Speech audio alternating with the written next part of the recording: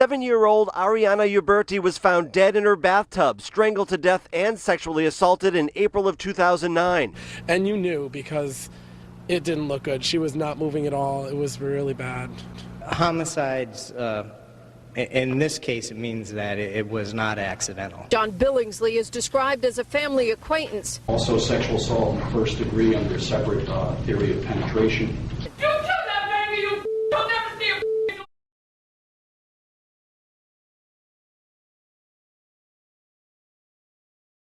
7-year-old girl has now been ruled a homicide. Tonight, police are questioning a family acquaintance. Good evening, everyone. I'm Sarah Welch. The mother of that 7-year-old girl called police twice. First to report her daughter missing, then to say she wasn't breathing. Neighbors tell us they could hear the commotion blocks away. News Channel 8's Bob Wilson live in West Haven tonight with more on that and who police have been questioning. Bob. That's right. It happened less than 24 hours ago. A mother comes home from work, can't find her child, then finds her child not breathing. Neighbors who were next door and across the street said she was absolutely in distress. She was like, oh my God, my kid. She's like, I can't believe this happened. Then she kept saying they were supposed to be watching my kid. She's blue, she's not responsive. It was really upsetting, and I mean, I couldn't believe her. I felt bad and I wanted to help her, but I mean, we didn't know what to do. So Nick Pinguilla called 911 immediately. He says he was right across the street and saw the whole thing happen. He saw the 7-year-old come out in the ambulance. He saw police arrive, and they have now officially ruled it a homicide. They carried out, they just carried her out into the ambulance, and it was like the most heartbreaking thing ever. You just see this little 7-year-old girl being put in an ambulance, and you knew because it didn't look good. She was not moving at all. It was really bad. Homicides, in this case, it means that it was not accidental, that they're saying that there was a cause of death. Police say they do have several good leads in the case, and right now they do have a person of interest. They're interviewing somebody in their interrogation room. At this time, we've been advised that the investigators are interviewing an acquaintance to the family, that they're following active leads right now. Now, police want to make it absolutely clear the mother came home from work to find her child not breathing, unresponsive. They do not have her on the suspect list right now. She is a victim in this as well, they say. This afternoon, a judge more than tripled the suspect's bond, certainly a signal that more serious charges are possible. Emotion evident in the West Haven neighborhood as a makeshift memorial marks the death of the 7-year-old girl. Neighbors relieved by an arrest. I'm just glad that they finally found, it gives them some closure. A little bit anyway. Emotion in court as the suspect's appearance brought an outburst from an unidentified woman. You killed that baby, you'll never see a noise again. 32-year-old John Billingslea is now in custody. Investigators have only charged him for leaving the girl and 2 other children unsupervised in the East Avenue house. One of the most fragile members of our society has died as a part of this. Emotion at the neighborhood school where the 7-year-old was in the 2nd grade. It's hard to hide her death from students, especially since her home, now a crime scene, and that memorial are right across the street. Counselors are on hand for young students and teachers. There really is no right or wrong way to handle this. We'll do the best we can. On Saturday, the girl's mother returned home from work and not finding her daughter called police to report the child missing. Then the mother found her daughter unresponsive in the home. John Billingslea is described as a family acquaintance. We did see detectives remove what appeared to be stuffed animals from the school dumpster across the street. Billingslea could face more charges. Further charges may be brought against this defendant or others. It's very sad. It's very, very sad. 7 years old. There's no need for it. The suspect is on probation. We're told he has prior convictions on assault charges. Also, he told court officials that he has alcohol and psychiatric issues. He's due in court again next month. It is charging the defendant, John Billingslea, with 2 separate counts of capital felony. Charging in the 3rd count, charge of murder. In the 4th count, felony murder. In the 5th count, sexual assault in the 1st degree. In the 6th count, also sexual assault in the 1st degree under a separate theory of penetration.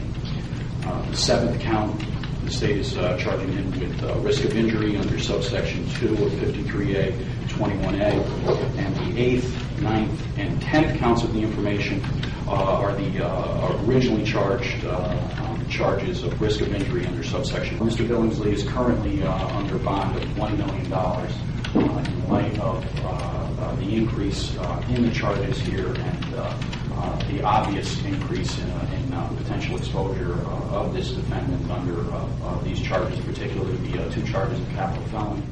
A 34-year-old West Haven man admits his guilt. John Billingslea pleaded guilty to murder in Milford Superior Court today. This is a change in the defendant's plea. News 8's Annie Rourke has the latest. It is highly unusual for a defendant to change their plea in a capital murder case, but that is what happened here at Milford Superior Court this morning.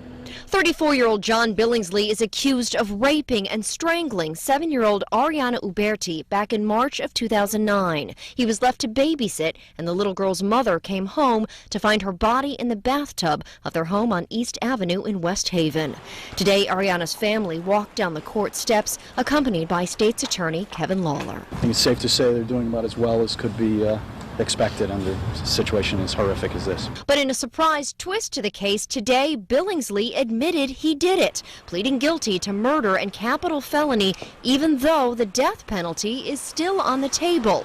It's only the second time that has ever happened in our state. I'm aware of only one other time that this has actually been done. It's called an open plea. And we think it's in the best interest of Mr. Billingslea to handle it this way. Now the state's attorney will have to decide if they will seek the death penalty. Everything is in the hands of the state's attorney at this point. The state's attorney has a lot of power, but he has a lot of responsibility. His defense attorneys gave the prosecution a mitigation report last week, reasons why their client should not be put to death. That document has not been made public, and it's not clear what kind of impact it will have.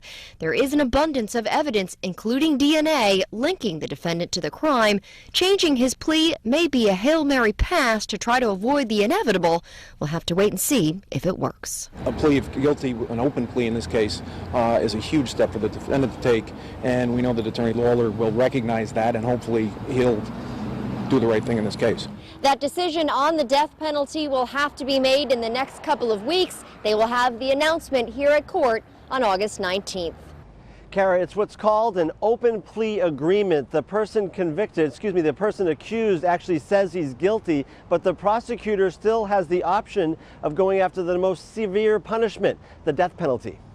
7-year-old Ariana Uberti was found dead in her bathtub, strangled to death and sexually assaulted in April of 2009. Prosecutors say John Billingslea, who was living with his girlfriend and Ariana's mother in this West Haven home, is the one who did it while babysitting the 7-year-old and 2 other children.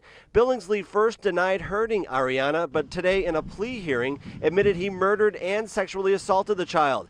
In a plea agreement, Billingslea faces the death penalty or life in prison without the possibility of release. The state's attorney has until August 19th to make his decision about whether death will be taken off the table. Open pleas are uncommon in this state, but the defense is counting on the prosecutor to consider the defendant's willingness to plead guilty with the death penalty still an option. A plea of guilty, an open plea in this case, is a huge step for the defendant to take, and we know that Attorney Lawlor will recognize that, and hopefully he'll do the right thing in this case.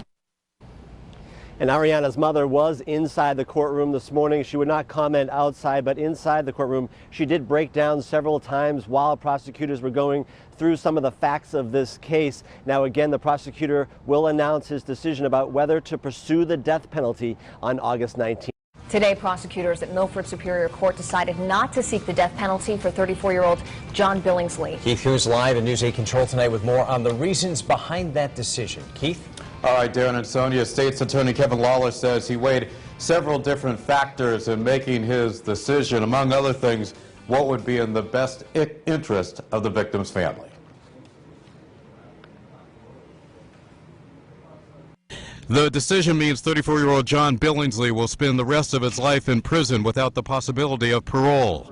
Outside of the courthouse, his parents had few comments for reporters. Pray for the family, and I love my son. Billingslea is heading to prison for the 2009 rape and murder of 7-year-old Ariana Uberti.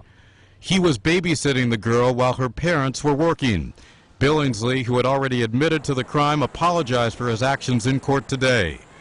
Prosecutors could have sought the death penalty but chose not to, deciding to spare Ariana's family the trauma of going through a trial.